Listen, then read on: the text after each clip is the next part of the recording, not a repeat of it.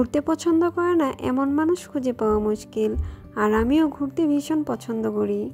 আসসালামু আলাইকুম। গত 23শে ডিসেম্বর রাতে ট্রেনে করে আমরা চিটাগং যাই। আমাদের ট্রেনের নাম ছিল উদয়ন এক্সপ্রেস। ট্রেনটি ছেড়েছিল 10টা বাজে এবং 24 তারিখ সকালে ঠিক 6টা 10-এ আমরা চিটাগং রেল স্টেশনে পৌঁছাই। ওই দিন আমরা আমাদের এক রিলেটিভের বাসায় ছিলাম। 25 তারিখ সকালে আমরা নেভি কোয়ার্টার থেকে 250 টাকার সিএনজি নিয়ে যাই হলো বদ্দারহাট থেকে 70 টাকার বাস ভাড়া নিয়েছিল লিচুবাগান পর্যন্ত। লিচুবাগান থেকে আমরা হলো সিএনজি রিজার্ভ করি। সিএনজি ভাড়া নিয়েছিল হলো 150 টাকা। 30 মিনিট সিএনজি জার্নির পর আমরা পৌঁছাই আমাদের কাঙ্ক্ষিত পড হাউসে। বাসে আমরা অলমোস্ট 1.5 ঘন্টার বেশি জার্নি করি, এটা বলতে ভুলে গিয়েছিলাম, তাই এখন বলে দিলাম আপনাদের সুবিধার জন্য। এইটা হলো নিসর্গ রিভার ভ্যালি রেস্টুরেন্ট। তো রেস্টুরেন্টের ভিতর দিয়েই হলো আমরা পড হাউসের দিকে যাচ্ছি। যেতে যেতে হলো বাইরের পরিবেশটা দেখছিলাম আর মুগ্ধ হচ্ছিলাম।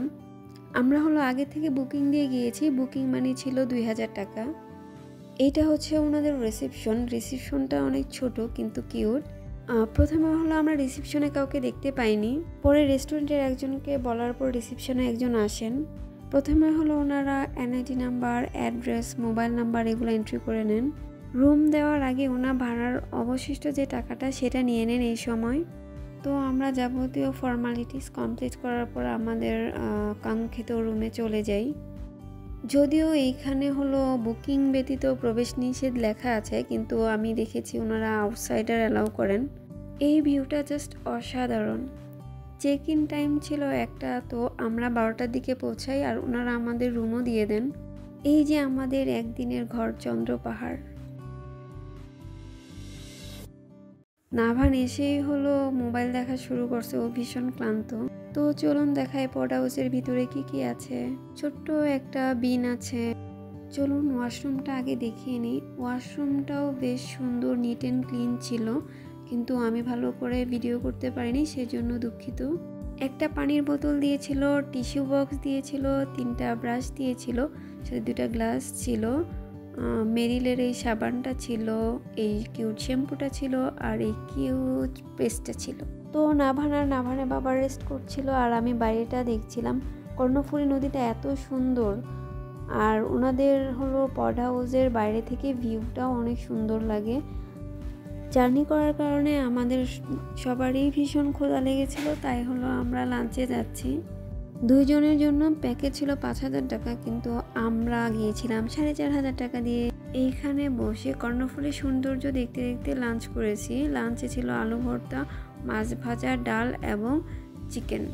নিসর্গ পড হাউসের পুরোটা সময় যতক্ষণ ছিল প্রত্যেকটা সময় আমরা উপভোগ করেছি।